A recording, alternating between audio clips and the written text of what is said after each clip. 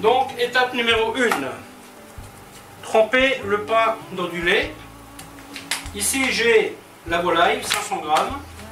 J'ai sorti mes champignons. Donc ici girolles, morilles. Ici des cèpes que j'ai pasteurisés et que je suis en train d'égoutter. Bien entendu le jus, je vais pouvoir l'utiliser pour faire ma sauce. Ici, ici j'ai préparé mon sel. Donc vous partez entre 10 et 13 grammes de sel au kilo. Bon, en général moi je pars sur 10, je préfère. Donc là j'ai 10 grammes de sel, 2 grammes de poivre et un tout petit peu de herbe de Provence. Ensuite il me faut du vin blanc, de l'échalote, de l'ail, un œuf. Voilà. Et une petite cuillère de crème dans les champignons. Les échalotes on les coupe assez fines pour éviter d'avoir des gros morceaux dans la farce. Alors pour vous donner un ordre d'idée, en général le pain, vous mettez l'équivalent de 1/3 de la farce. Par exemple là j'ai 500 grammes de viande, et bien je vais mettre pas tout à fait 200 grammes de pain, trempé dans du lait et égoutté. Donc ça va vous faire une masse. Ensuite concernant la garniture, vous allez refaire pareil, c'est-à-dire pour 700 grammes de mélange, vous allez rajouter à peu près 1/3 de garniture. Vous voyez, si par exemple vous voulez mettre une farce aux noix, vous mettez des noix concassées dans votre farce, dans votre base. Si vous voulez mettre par exemple comme moi aujourd'hui des champignons, vous mettez des champignons. Vous voyez, vous pouvez faire une farce au raisin, vous rajoutez du raisin sec. Donc ça, vraiment, cette base là, c'est vraiment, comment dirais-je, une base tout terrain qui vous permet vraiment de faire des chouettes farces. Donc là on va faire suer les échalotes et pendant ce temps je vais concasser les champignons. Bon, les champignons bien entendu on va pas les couper tout fin parce qu'ils vont participer, ils vont mettre en place comme une déco. Alors bien entendu vous mettez les champignons que vous voulez. Moi je mets ce que j'ai là. En faisant ce truc vous-même, je pense que vous divisez le prix par 2. Je ne pense pas exagérer en vous disant ça. Et autre avantage, vous savez exactement ce qu'il y a dedans. Ça aussi, je peux vous dire que c'est plutôt pas mal de savoir ce qu'on mange.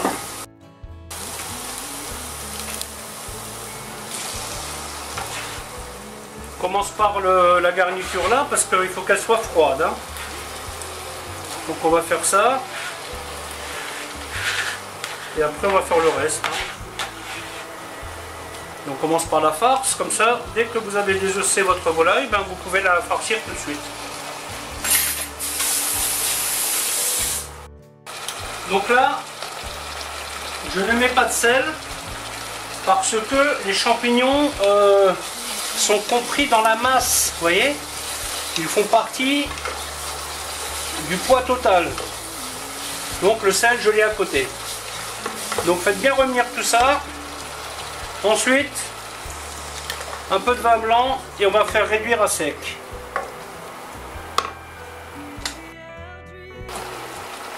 On égoutte bien le pain. Voilà, j'ai du pain de mie que j'ai acheté sans croûte, mais vous pouvez prendre le pain que vous voulez. Évitez juste de mettre la croûte dedans.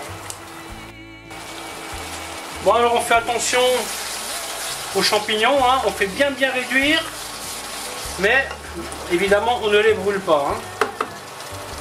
Donc là je vais baisser mon feu.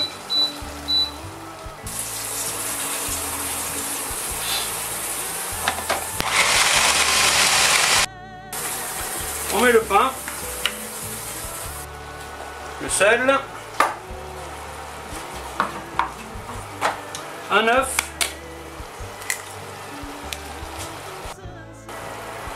dans les champignons, on va y mettre une cuillère de crème.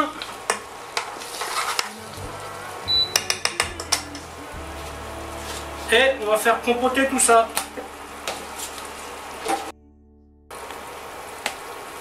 On fait bien tourner. Alors si vous en avez trop de la farce, c'est vraiment pas grave, hein. Vous pouvez faire un chouette truc avec. Et ça, je vous explique après. Parce que là, j'en aurai beaucoup de trop, hein. Il y a de quoi faire au moins 2 poulets farcis, là, peut-être même 3. Hein. Les champignons, vous voyez, on les laisse compoter tranquillement, tranquillement. Là, c'est pas encore bon, hein. Ensuite, on va la faire jolie, hein, cette farce. Donc là, j'ai déjà mis de la ciboulette. Les champignons, vous voyez, ils sont compotés. On va laisser refroidir ça. Là, j'ai des carottes qui sont déjà cuites. Comme ça, quand vous coupez après votre terrine, enfin votre poulet, vous aurez une jolie farce avec des couleurs. Par contre, ne mettez rien de cru dedans, hein, parce que ça risque de ne pas cuire. Hein. Voilà, bah écoutez, il n'y a plus qu'à attendre que les champignons refroidissent. Je vais mettre ça là-dedans, mélanger au frigo.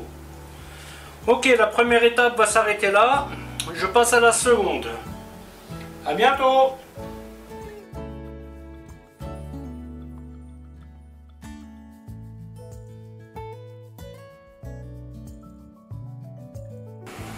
Que faire avec le reste de farce?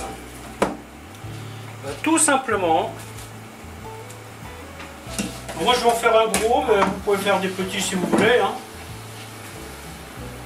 Si vous avez une terrine qui va bien, vous pouvez le cuire dans une terrine. Par contre là il faudra mettre un peu de barde autour, hein, parce que ça risque de pas être génial hein, si vous le cuisez comme ça sec. Vous voyez, on presse gentiment.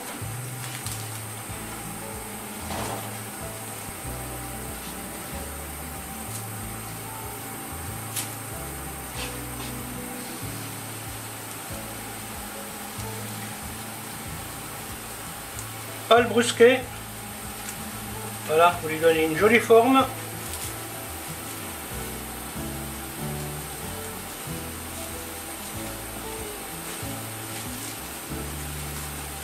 Et ensuite vous serrez comme ça. Et voilà, tac, tac, tac. Vous faites une espèce de boudin. Bon, par contre, vous voyez, il arrive qu'il y a des petites poches d'air. Alors celles-là, on va les enlever.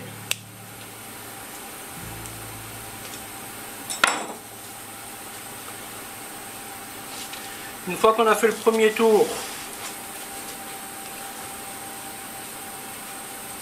on va en faire un deuxième. Et là, vous voyez, on va le serrer un peu. Vous voyez, vous mettez la main là. Et là.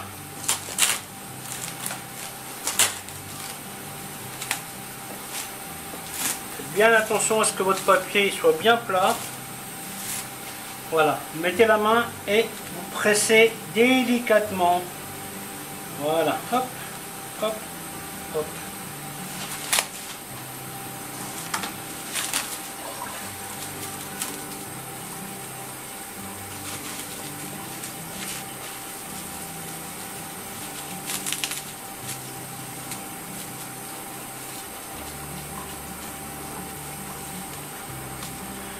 Une dernière couche.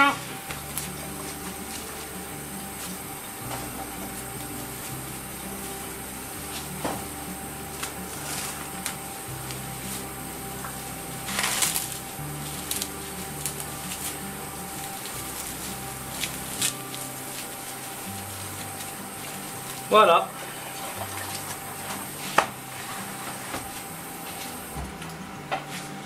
Et là, vous avez plusieurs façons de le cuire. Hein. Vous pouvez le cuire à la vapeur. En général, c'est ce que je fais. Je crois même que c'est ce que je vais faire, comme j'ai ma marmite avec le jus. Sinon, vous pouvez le mettre dans un four à 90 degrés. Ou alors, vous pouvez le mettre sous vide et carrément le tremper dans l'eau. Mais comme ça, moi personnellement, j'ai pas trop envie de le tremper dans l'eau. Hein. Je n'aime pas trop. Hein. Et voilà, et là vous avez nouveau un repas pour 3 personnes.